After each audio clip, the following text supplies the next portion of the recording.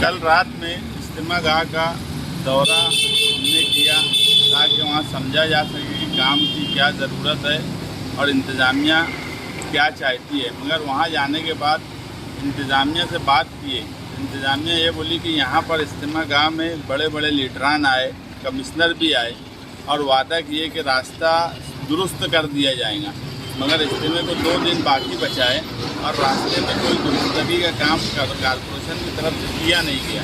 तो आज हम लोग कारपोरेशन में गए, वहाँ पर कारपोरेशन में ना कमिश्नर है, ना सिटी इंजीनियर है, ना कोई एडिशनल कमिश्नर बोलकर जो उनके पास चार्ज है वो है। ऐसे हालात में इस तरह से कारपोरेशन काम कर रही है। इतना बड़ा नासिक जिले का इज्तिमा हमारे शहर में हो रहा है, दूसरे शहर के लीडरान यहाँ आ रहे हैं और इंतज़ामिया की तरफ देखकर उनसे बात कर रहे हैं कि क्या इंतजामात की ज़रूरत है।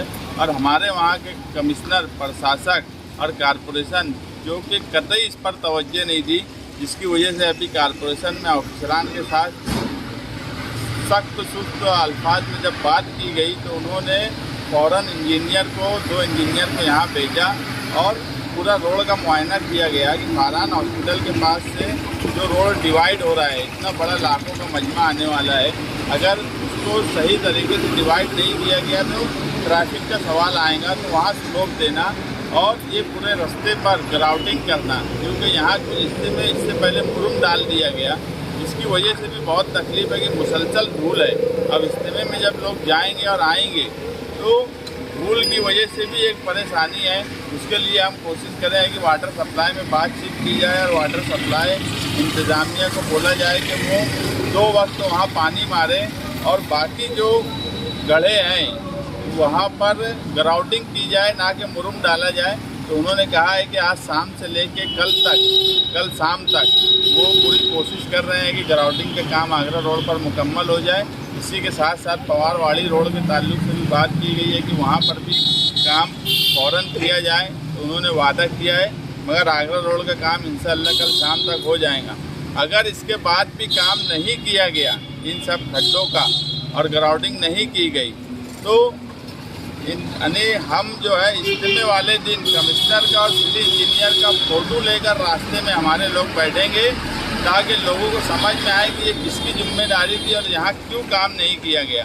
मैं हमेशा बोलता हूँ कि मालेगांव शहर में एक मामला ऐसा हो गया है कि मीडिया वालों का या फिर जो भी लीडरान किसी काम को अंजाम देने की या किसी काम को करने की कोशिश करते हैं, जब वो काम नहीं होता है तो उस पर सवाल नहीं किया जाता कि यार ये काम क्यों नहीं किया गया।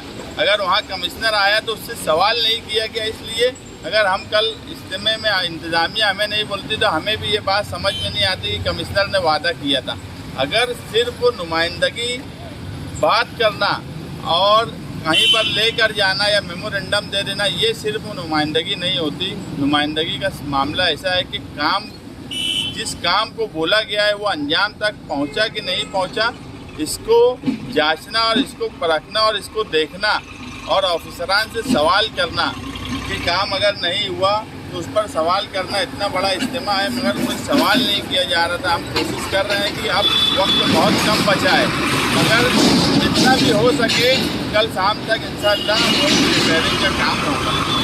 मंत्री साहब का भी दौरा, कारपोरेशन इंतज़ामिया जो है, अगर फिर यही बात बोली जाए कि जब नदी के इस पार का मामला होता है तो तवज्जो नहीं दी जाती, वो मंत्री आए कि संतरी आए कि कोई और लीडर आए।